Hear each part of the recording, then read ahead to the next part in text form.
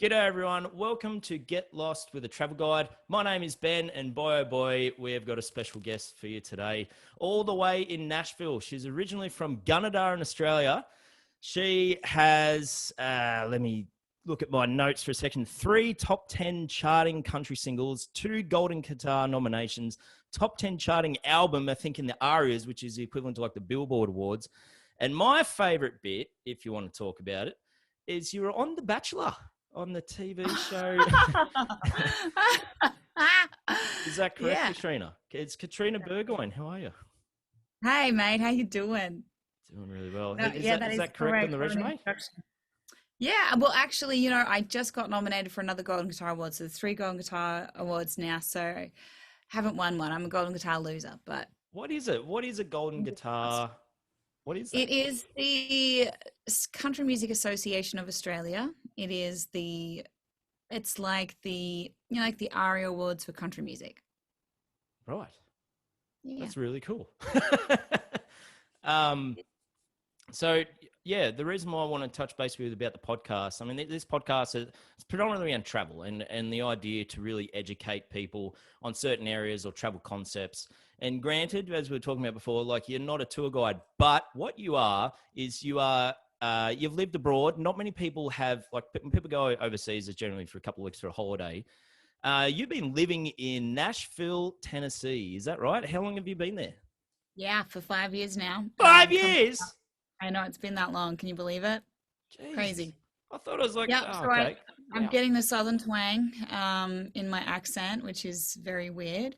I try not to, but it's just surrounding me, and they don't like no one can understand what I ever say when I say it very Australian. Like some water, I go, do what? And I'm like, what do you want me to do? And yeah, so lots of things get lost in translation, but I'm definitely getting a little southern twang. I mean, get me on the ground in Australia for probably 2 days, and I'll get the thick bogan accent back. But that's where you're from in Australia, right? Gunnedah, Canada. which is also home to the model. She's slipping my mind. She's Veronica. bingo. So it's Veronica, yep.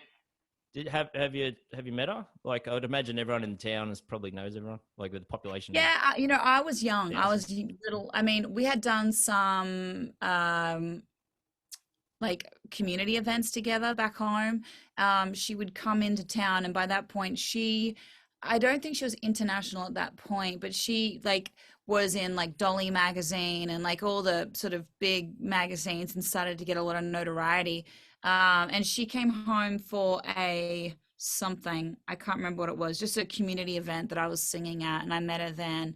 And I remember being like the same time. I remember it was like I think I was maybe 14 and she was 18. I remember her 18th birthday because I got on the train. I had to go to Sydney, and all of her friends, I kind of hung out with all her friends to catch the train to Sydney. And they go, I just went to Miranda's 18th birthday party, and I heard all the stories about it. And so, um, but yeah, we haven't really crossed paths. I know her grandmother every time I see her. But yeah, it's Wow. a small little town.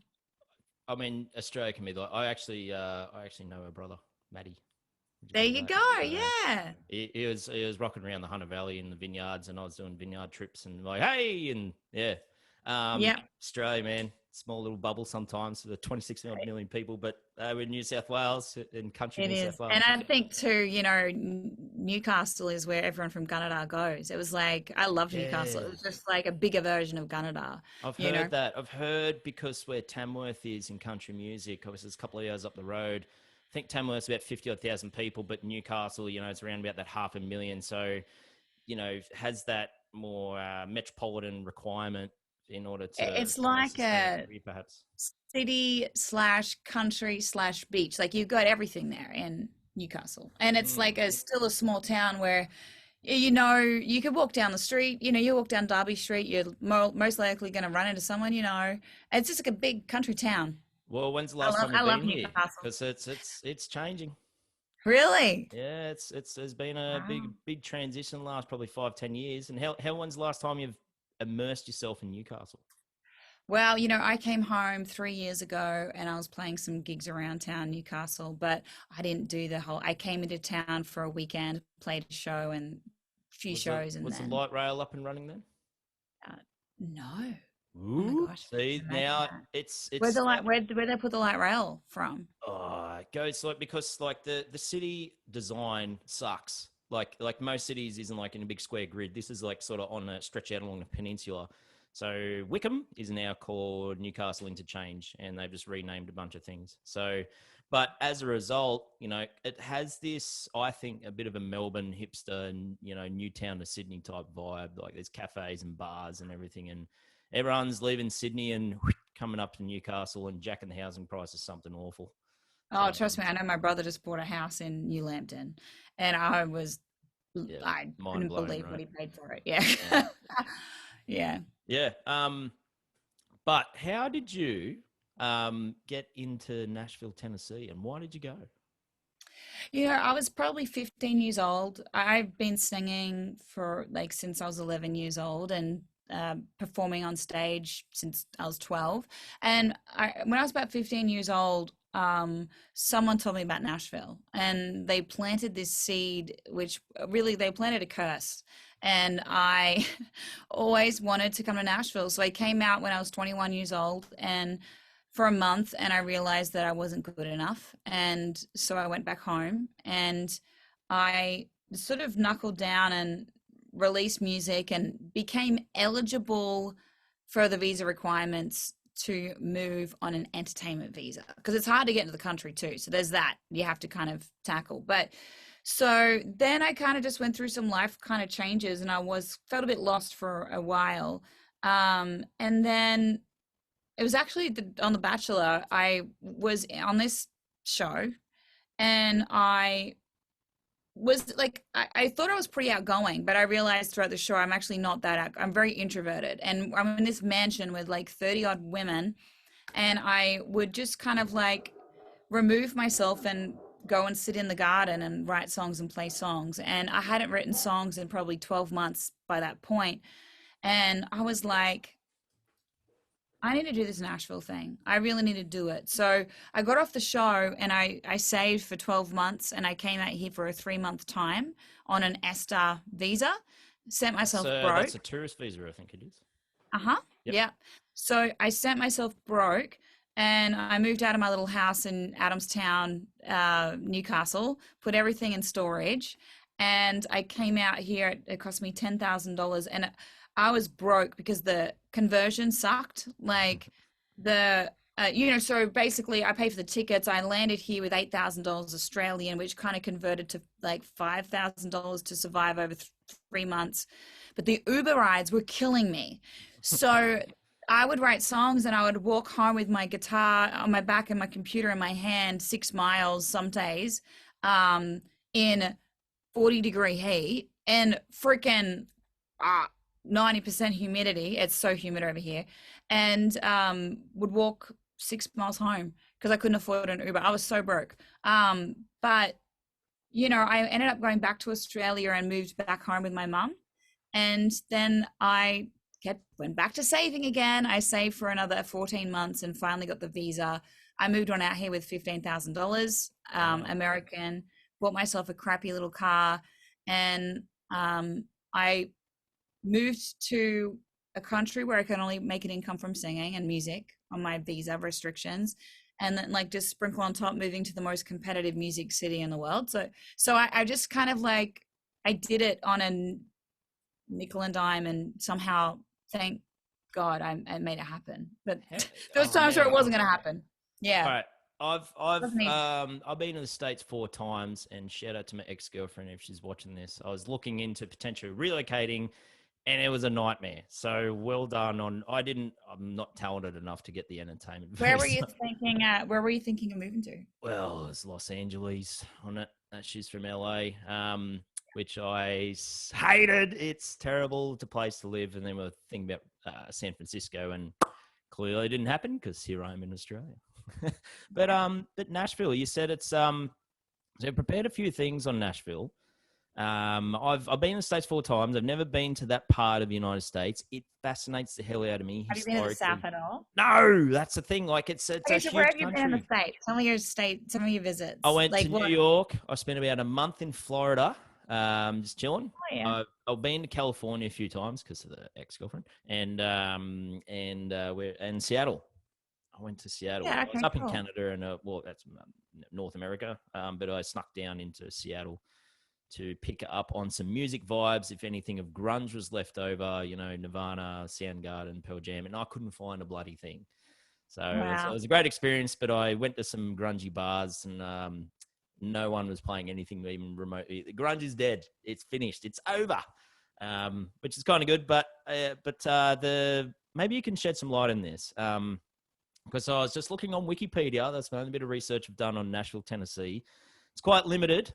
It goes quite heavy on some history things, which I'll plug you on, but I can't find anything on how and why music that's like the hub. And there was nothing on Wikipedia. Like, do you know how it You started? know what? Why is Nashville a place of I country? think for one, I mean, that it probably could have been a toss up between Memphis and Nashville for music Which is both back in in the day. Tennessee. Yeah. Yes. So I mean, when Elvis was in Memphis, and there was lots happening in Memphis, and all down south, it's got this amazing like music. So you go from Memphis all the way down to New Orleans, and you've got like Clarksdale, which is in between, which is like you've got it's like where the blues come from. Like you've got the Robert Johnson, and you've got all in the Delta, the Mississippi Delta, where the cotton fields were, and that's where the slaves were starting, like the blues, right? So there's like this rich history of music in America, which just blows my mind. But I think Nashville, I think what drew artists to Nashville, particularly country music artists, was the Ryman Auditorium, which held the Grand Ole Opry. And so artists would tour through town and perform at the Grand Ole Opry. And then it just became a hub, I think. So I Mm. think I'm pretty sure the Grand Ole Opry is what kind of solidified Nashville. But, it's changed a lot. I mean, it's changed a lot since I first came out here in '09. And even the time I've lived here in the last 5 years and visiting before that, it is like vastly changed. Like Nashville, there was a TV show called Nashville. And because of that, tourism has just gone What crazy. was on the show? What did it show on It program? was a TV series about country singers, but it was like a Right. drama. It was really good. It was great. Hang on. Um, I think I might be able to plug some of what you said because help me out here. So is country music? Is that a sort of like some of the original music? Because you mentioned Elvis Presley. I think that was originally influenced by blues music. So the slave yeah, that's one thing that Wikipedia did touch on quite heavily is there was a slave trade started in the South. So it was a quite heavy historical part of the United States formation of its culture. Excuse me, but as a result, African Americans they sung blues music to sort of cope, and this style of energy, it's like sad songs. It's in a, I think it's in a, I'm not a muso, but I've studied a little bit. It's like in a minor key. It's slow. It's like it got a deep bass and got a beat. So theoretically, the evolution of music, like I think Elvis Presley come from the blues, but did country music come from that or I don't want influence to from it? speak on behalf of that, but I mean, you've got people like Hank Williams who come from Louisiana, which is down in the South, and right all along that music trail, he, and also too, I mean, like the three chords and the truth, as they say in country music, Oh, they say that's the Willie about Nelson, isn't right. it? Yeah, I don't know who said it, but they say three chords and the truth, and I mean it's just the same blues chords. It's just a Mm. different feel. But yeah, it was interesting. I mean, just a lot of the like. Oh no, actually, Hank Williams comes from Mobile, Alabama. So there's just a Oh, that lot of same deep south of the United States, right? yeah, yeah. But it's fascinating. And Americans like love music. It's different. It's a different culture than Australia. And the coolest thing about the States is that you go to any state and it's something different. Mm. Like down in Louisiana, I love Louisiana. It's like going to a different country. Like it's like they have this rich culture, this amazing food. The French settled there, so they got amazing bread, and it's just like it's phenomenal. I love it. And then you go up to, you get to Memphis and it's just a different vibe. Or you go up to Kentucky and you go down in the hollers of Kentucky where, like they've got like where Loretta Lynn grew up, and some of the, country singers they come from nothing, like coal miners and nothing, but it's like it's just vastly different from one. It's not like Australia. You could drive for days in Australia and it still looks the same. You know what I mean? I know but exactly what you mean. Go to a different state and you're like, oh my gosh, this is like the greenest I've ever seen it. Then you go to the next state and then it's like, yeah, you're nothing. right. There's, oh God, I'm remembering my tour guide notes about this, and France is the same. I think Ecuador is another country. So there's like 6 or 7 countries in the world that has a little bit of everything geographically, like got a volcano, got desert, got rainforest, got snow, got beaches, got mountains. Australia's nearly there, except doesn't have like, we've got Alpine region, but don't have like proper Alps, but the United States, it's about the same size as Australia. But as you said, like you go around different parts of it, and not only that, it's I think it's the most culturally diverse country in the world too. So geographically, culturally, it's like a bit of a fun fact is Americans get a bit slagged off because they don't travel overseas as much. But when you actually analyze the United States, like, well, why would you? It's huge. It's got about everything.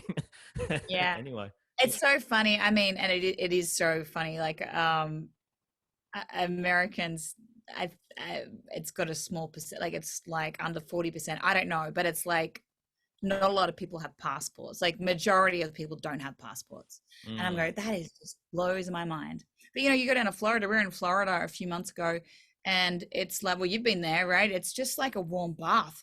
Like no waves. Like it's my perfect beach. I loved it because like the Australian water is too cold for me, and I hate the waves. Yeah, so Florida really worked well for me. I'm the same. I'm a bit of a what's called a nana type swimmer. I just go in. I can't surf to save my life. So unless you really know what you do, you don't have to worry about rips. Taking out and sharks and jellyfish. You go in the water. It's like this is actually like a swimming pool. yeah, it's great. Man. Well, we did touch on some things. Like me, I'm fascinated with history. It just blows my mind. I'm not sure the best person to ask this, but you have been there. You are still living there 5 years, right? In Nashville. So yeah, you're right. Like the blues music started, and there was the slave trade, and it was quite heavy in around these parts. But me being me and just watching a lot of TV, I think Black Lives Matter. When was that? Like 2020? I think it was only last year. And what made the news is a result from all history of things that happened in the 1800s, slave trade. There was a lot of ripping down of statues. Did that happen in and around Nashville? Was like are there statues? Did they get ripped down? Did that happen? I actually don't know if statues got ripped down in Nashville. I know that there was some in Pittsburgh and in Pennsylvania somewhere. I do know that, but in Nashville, I mean, I actually lived right downtown when that happened. And the whole city locked down. We all got alerts on our phones saying, "Do not leave the house." As a curfew. Locked down, not because of COVID, like because there's riots. No. Yeah, like it was like 2 blocks away from me, and then there was the march that comes straight through my just downtown, like just underneath my apartment. So I mean, even in regards to it's just so culturally different. I used to travel around Australia. I've played gigs.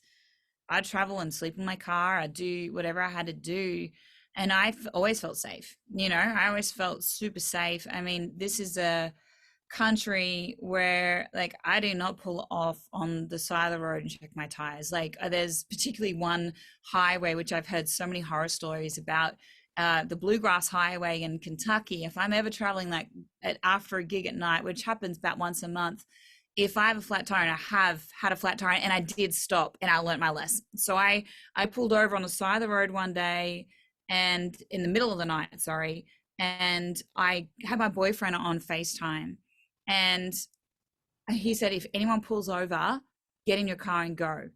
Anyway, so I'm checking my tires because the tire was flat, and I'm checking my tires, and all of a sudden, out of nowhere, there was no car. Out of the bushes, a man came and said, "Are you okay?"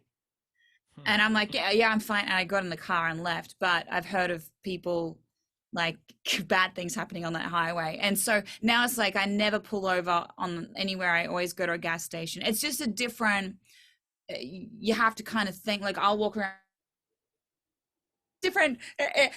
Come visit. It's lovely. It's great. But it's a different kind of sense of safety than Australia. We're pretty carefree in Australia. Oh, yeah. Sorry, the video is just... I think you're frozen. Yeah, I'm frozen. Okay, we're like... Hello? The audio... And we're back. We are now recording once again. I don't know what happened. It just disappeared. Technology, isn't it amazing sometimes, or not amazing? Still improving. Good fun. But yeah, like you said, I know you're a busy lady. You're sort of entrenched in the music industry. So yeah, let's continue where we're up to. I know you were telling some pretty wild stories around Nashville, but I really want to learn more about Nashville. And I know that you've got 5 years of your life in Nashville itself. There's a couple more things that I've sort of researched myself, but what would you like to share that we haven't sort of touched on? Well, Nashville has become a major destination in the last few years, and particularly since moving here. I actually moved into an apartment building, which around it was like nothing. I lived on an empty, like a parking lot, and was my building. And now it's become all built up around it, like in 5 years. And it's all built up around it. So we ended up moving out of the city because it was too much. But it's the number one bachelorette destination. There's like Las Vegas, and then there was... That's on my notes. Yeah. Then there's Nashville. It's on Wikipedia. But now Nashville is the number one. I mean, Nashville is party city. It's like you go down Broadway, and it's changed a lot over the last 5 years and beyond in particular. But, you got to go honky tonkin'. And you can go down to the traditional honky tonks, which is basically a bar that plays country music, right? But these bars now, all these artists are popping up. So the big country artists all have their own branded bars now. Can you talk they exactly, are kind of... Sorry, a honky tonk, yeah. Which is a bar. Yeah. Can they just sort of, I did Google this. On the exterior of a honky tonk, it seems like, is it like a multi-leveled, multi-storied, out the front, people's partying in the streets, playing loud music? Is that, I still can't, I'm sorry. It is kind of bizarre because basically Broadway, which is like the strip where all the honky tonks are at, and it's lower Broadway. And it's kind of like, imagine like Derby Street, Newcastle, right? Which is basically, for those who don't know, a bunch of restaurants back to back, next to each other, all feeding off one another. Imagine if they were bars, that there was a new band in every single bar. And you go into one bar, have some drinks, have a bit of a dance, go to the next bar, have some drinks, a little bit of a dance. But it's like bar after bar after bar after bar, with music, and they all have like their differences. You've got Tootsie's, which is one of the original bars down there, Legends Corner and Tootsie's, where like Hank Williams would walk out from the Grand Ole Opry, and that's where he's famously had his last hamburger before he died of a heart attack in his Cadillac. But basically you go down to Broadway, it's a party town. Like most times, I mean, if you go down there, and most times you probably, to do a night in Nashville, you got to go out, hit every single bar, actually start in the daytime because day drinking is way funner. And then it gets so busy. It's like Tamworth Country Music Festival on steroids, but every day Wow. of the week. It's like you're walking down Broadway and you're kind of squeezing through people. It's packed out, like Times Square packed out.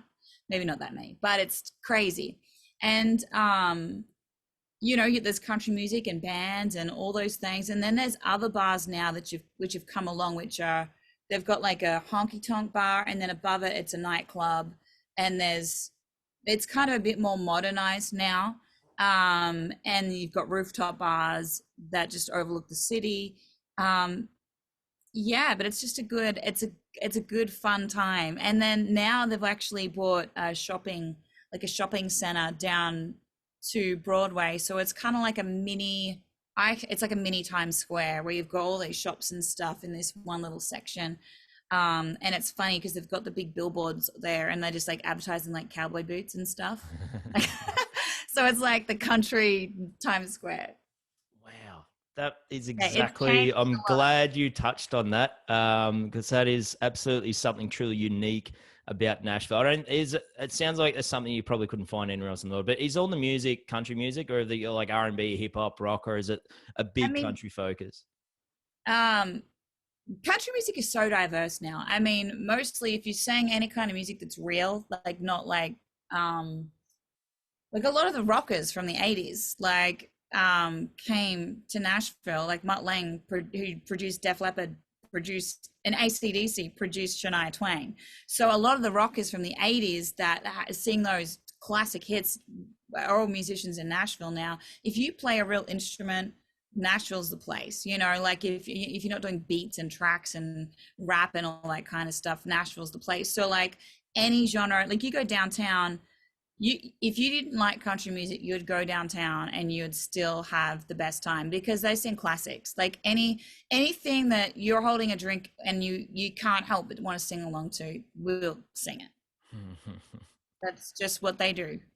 Yeah, and these musicians too. They're playing. I don't play downtown anymore, but they're doing 3.5 hour gigs for $75 Wow. plus Like, tips, I plus would tips. imagine. So Jesus. you have to split the tips with the band and just hope people tip. And I mean, bachelorettes don't tip at all. They're horrible. So the worst crowd to try and entertain. But yeah, so I guess there's a bit of a mishmash of what you can find there. The party goers, or just like if you just want to hear some genuine watch live, like you want to watch some live music. I didn't real. I thought it might have been like a festival month that happened there. Like it's all year round. This is happening. Jeez, no The wonder only why time you're when it gets gigging. So quiet would be like January. you're playing in these venues? I don't play downtown anymore. But yeah, you could play every night of the week, and I have played every night of the week. I play like sometimes 2 weeks in a row, not without a break. Yeah, like every night. It's like it doesn't ever switch off. I knew Newcastle. I loved Newcastle because I just play Thursday to Sunday on a busy week.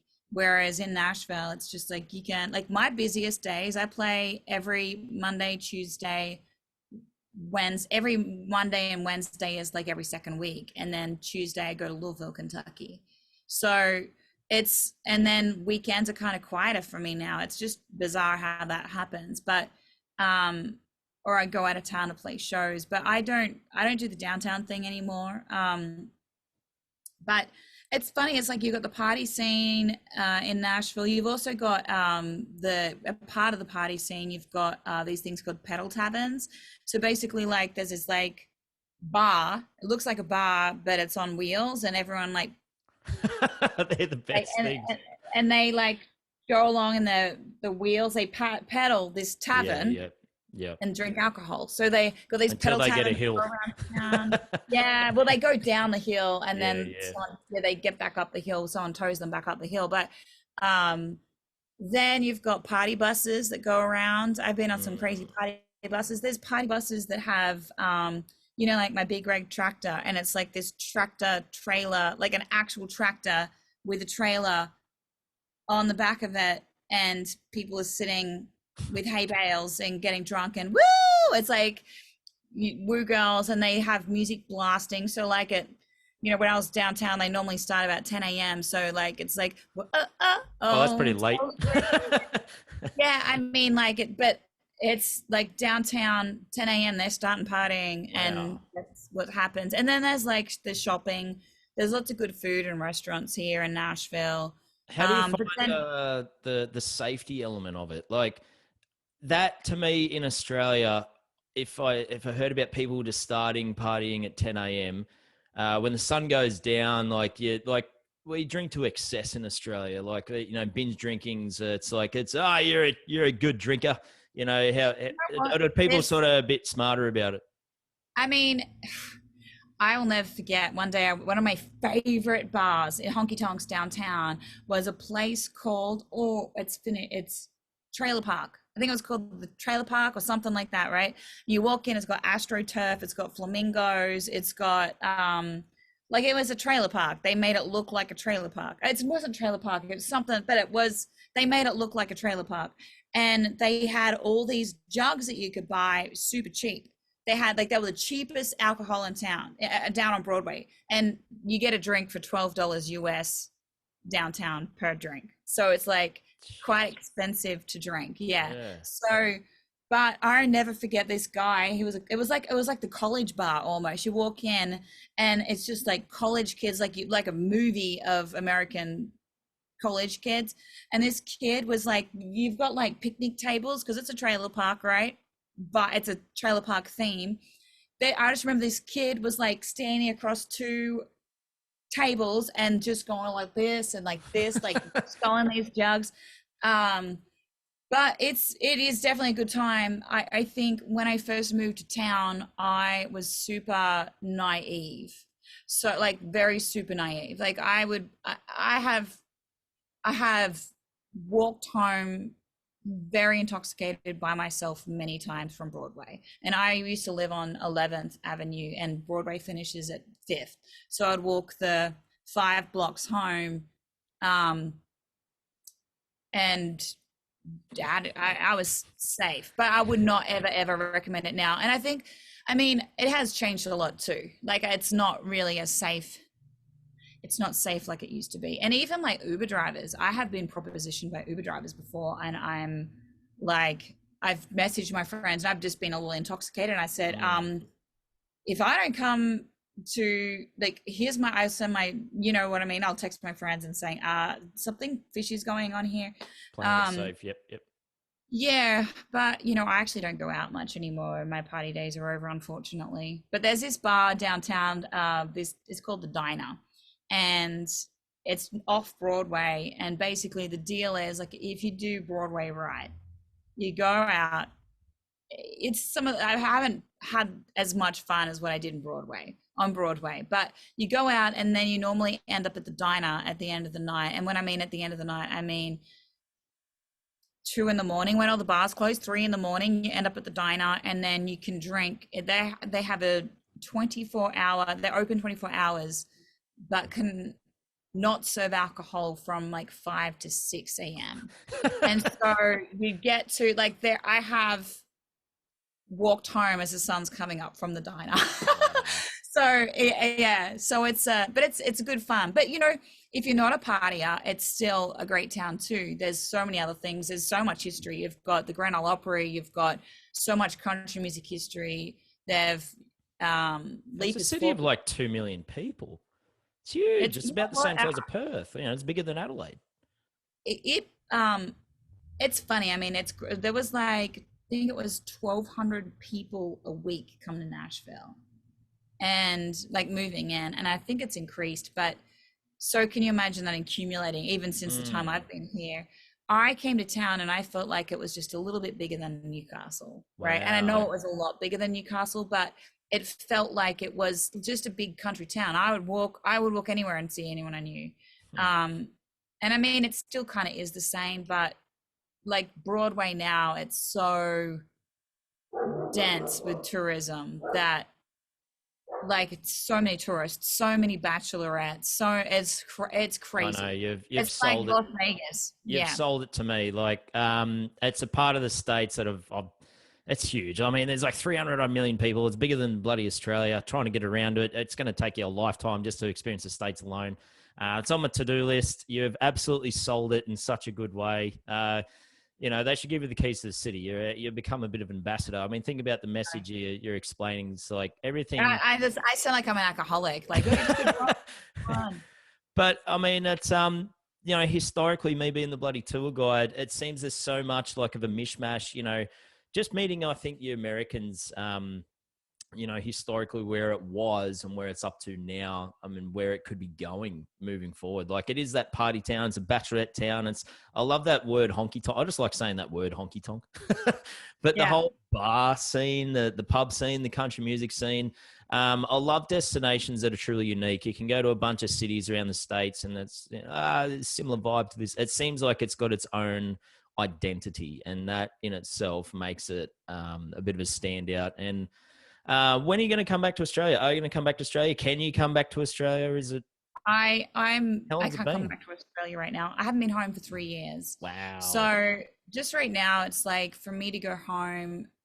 I mean, for one, I'm afraid I'm going to go home. They're not going to let me out of the country. I don't know we're about to go into a winter this year, so I'm not sure what is happening globally, or this side of the world with the situation. So I'm playing it safe. I'm staying here where I'm making my income, and I don't want to go back home and not be able to come back. I have to actually go through the process of going to the US consulate, getting the stamp on my visa again, on my passport for my visa, and then to make it all happen, it's going to be like a 2-week turnaround to do that. It's kind of like it's just a bit of a shit show, really. I've got to go over there. So I'm playing it safe. It makes perfect sense to play. Is any of what's been happening in Australia with protests made any news or headway over there, or is it? I think it's interesting. I don't want to get too political, but it's through my eyes from the US looking at Australia, and from Australia looking at the US through Australian eyes. We both see things very vastly different. So it's kind of, I mean, I'm in the South, but it's just, yeah, I shouldn't comment on it. I know. I was just curious. Like, I do know that it's very controversial what's happening in Australia. It depends, as you said, what's your interpretation culturally, and freedom and not freedom. But I was just curious, has it made the news? Like, have you flicked on, I don't know, CNN or something? You're like, hey, that's Australia with a riot. How about that? I actually don't really watch the news, to be honest. I don't even have. I mean, if it pops up, if someone tells me about it, I mean, I find my news through. I mean, like, I normally find things like I'll scroll through TikTok and then someone go, "Oh, this happened in Australia," like, "Oh," or my mum will tell me about it, or family would tell me about it. But yeah, I think it's just vastly different. I mean, we lived through this pandemic. Most everyone's had it that I know, and we've kind of seen things firsthand from things. And so, but yeah, it's interesting. But yeah, I really do hope, for everyone's sake, that you can come home.